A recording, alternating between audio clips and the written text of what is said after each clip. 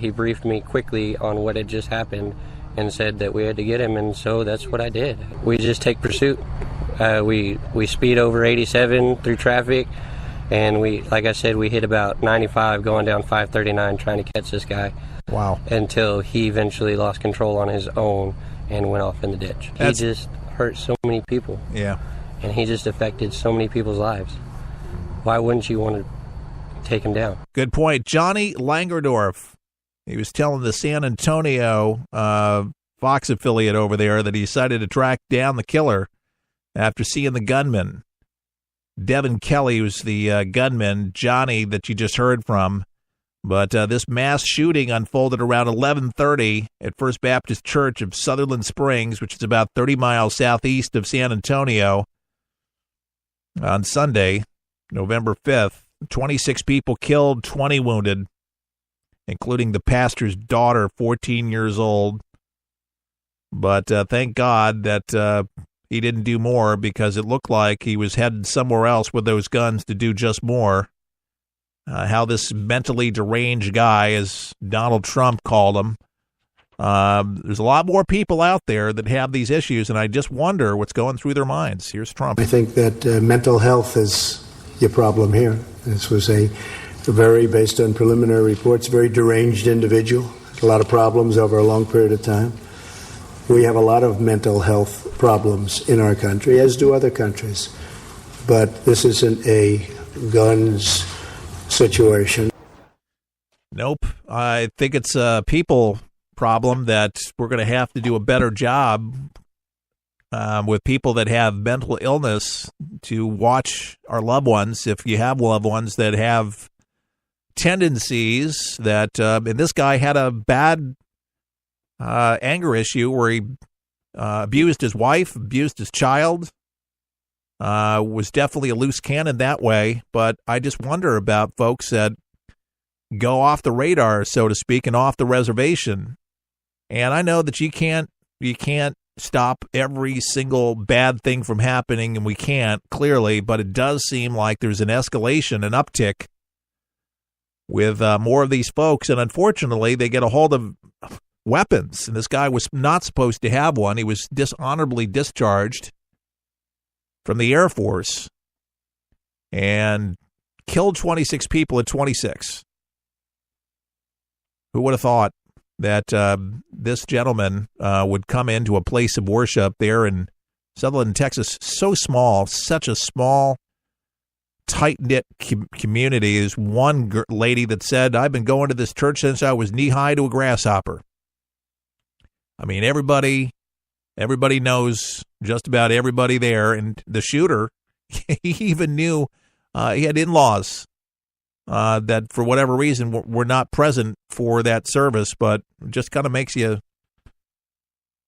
shake your head thinking, what the hell was going through his head other than hate and going through some turmoil of his own. Speaking of turmoil, the shocking Brazil that exposes Hillary camp into chaos. Many people are thinking, you've heard, right, the Donna Brazil expose and all the stuff that have come out showing how scathing it was, the money and the disruption and the mandate to shut down Bernie Sanders immediately. Scathing review of Hillary Clinton's failed 2016 presidential campaign. But this has sent more shockwaves this weekend through the Democratic Party, with members eager to bury the Clintons, so to speak, and the whole era of the Clintons to get away from this. And many of the pundits are saying that this shocking Brazil exposed the Hillary camp and the DNC. They're thinking that this whole thing may throw the key Virginia governor race, not so bad, to the GOP. No kidding. Might hurt a lot more than you think. In a review Saturday by the Washington Post of the book Hacks, it's the inside story of the break-ins and breakdowns that put Donald Trump in the White House, resulted in former Clinton campaign staffers penning an open letter disputing Brazil's accusations that the campaign was tone-deaf to middle-class voters, acted with a false sense of inevitability and in the closing weeks had the odor of failure. According to the review, Brazil was an African American who said she felt the campaign treated her like a slave and that she considered replacing Clinton with then Vice President Joe Biden after Clinton passed out during a 9/11 memorial ceremony in New York City. So we were shocked to learn that the news that Donna Brazil actively considered overturning the will of the Democratic voters by attempting to replace Hillary Clinton campaign members, including Robbie Mook, John Podesta, and Uma Abedin. And a part said in the letter that we were pretty tired of people who were not part of our campaign. Well, there you go, folks. Just when you think that you heard it all, and the Clintons thought that they would get away with this, which is the huge thing. I'm so thankful that what's in the darkness is coming out into the light to show that there is corruption, there is deceit, there is an evil in that party that have been so angry at Donald Trump, and now the reasons are becoming so apparent is because they've been trying to cover up their own dirt. They were afraid that this stuff was going to come to light, and guess what? It has.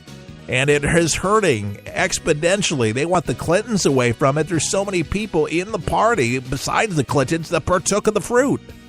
They were involved. They were just as guilty. And it's unfortunate, yes, the Clintons treated people like hell. Good riddance, the Clintons, but much more to come from these investigations. Folks, we're listener supported. Your support does keep us on the air. ForThePeopleShow.com. All the best. May God bless.